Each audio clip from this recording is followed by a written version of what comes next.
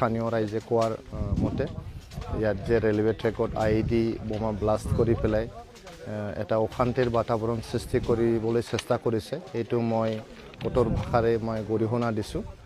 এইটো গ্ৰহণযোগ্য নহয়, এটা সভ্য সমাজত এইটো গ্ৰহণযোগ্য নহয়।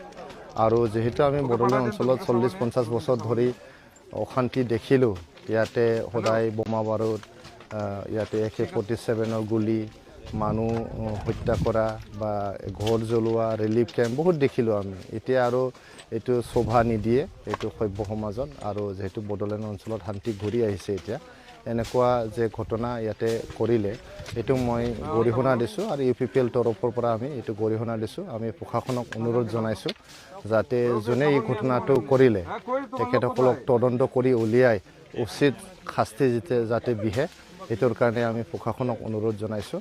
আৰু ইয়াতে BTC চৰকাৰক অনুৰোধ কৰিছোঁ আৰু অসম চৰকাৰক অনুৰোধ কৰিছোঁ তেখেতসকলে যাতে সকলোৱে মিলি আলোচনা বিলোচনা কৰি সকলোকে লগত লৈ সকলো দল সংগঠন, civil society organisation, student union, বিভিন্ন জাতি জনগোষ্ঠীক সকলোকে লৈ পেলাই যাতে চৰকাৰখন চলাবলৈ চেষ্টা কৰে, সমাজখন নেতৃত্ব বহন কৰিবলৈ চেষ্টা কৰে, এইটোকে মই অনুৰোধ কৰিছোঁ।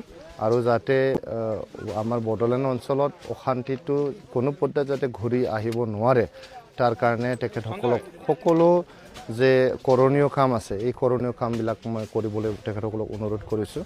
আৰু যিবিলাক দল সংগঠনে নিজকে মানে এক্সক্লুডেড ফিল কৰিছে বা তেখেতসকলৰ যি ডিমাণ্ড আছে, ইস্যু আছে, এই ইস্যুবিলাক আলোচনা বিলোচনাৰ মাজেদি সমাধান কৰি ল'বলৈ মই অনুৰোধ কৰিছোঁ।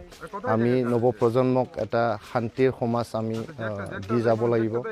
আমি যে উঠি অহা ল'ৰা ছোৱালীবিলাক পঢ়া শুনাৰ কাৰণে এটা পৰিৱেশ আমি গঢ়ি তুলিব লাগিব। আমি বড়োলেণ্ড অঞ্চলত এতিয়া গুণগত শিক্ষাৰ যে এটা বাতাবৰণ সৃষ্টি কৰিবলৈ সক্ষম হৈছিলোঁ। আমি চিৰাং ডিষ্ট্ৰিক্ট 1 নম্বৰত আহি গৈছিল, বাক্সা ডিষ্ট্ৰিক্ট 1 নম্বৰত আহি গৈছিল। গতিকে তেনেকুৱা এটা পৰিৱেশত যাতে অশান্তি কোনো পৰ্যায়ত ঘূৰি আহিব নোৱাৰে, বোমা বাৰুদৰ ৰাজনীতি ইয়াতে যাতে কোনো পৰ্যায়ত হ'ব নোৱাৰে, ইয়াতে যাতে মানুহ মৰাৰ যে ৰাজনীতি আকৌ যাতে ঘূৰি আহিব নোৱাৰে, আমি সকলোৱে আমি সচেতন হ'ব লাগিব।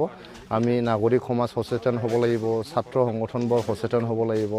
বিশেষকৈ আমাৰ যে স্থানীয় চৰকাৰ আছে ইয়াতে, BTC চৰকাৰ, হাগ্ৰামা মহিলাৰী দেৱৰ নেতৃত্বত যে চৰকাৰ চলি আছে, তেখেতসকলে সকলোকে লৈ যাতে চৰকাৰটো চলাবলৈ চেষ্টা কৰে, যাতে এনেকুৱা যাতে ঘটনা আৰু পুনৰ মানে নহয়, এইটোৰ কাৰণে তেখেতসকলে যাতে সজাগ হৈ আৰু সকলোকে লৈ চলাৰ এটা ৰাজনীতি যাতে কৰে, এইটোকে মই অনুৰোধ কৰিছোঁ।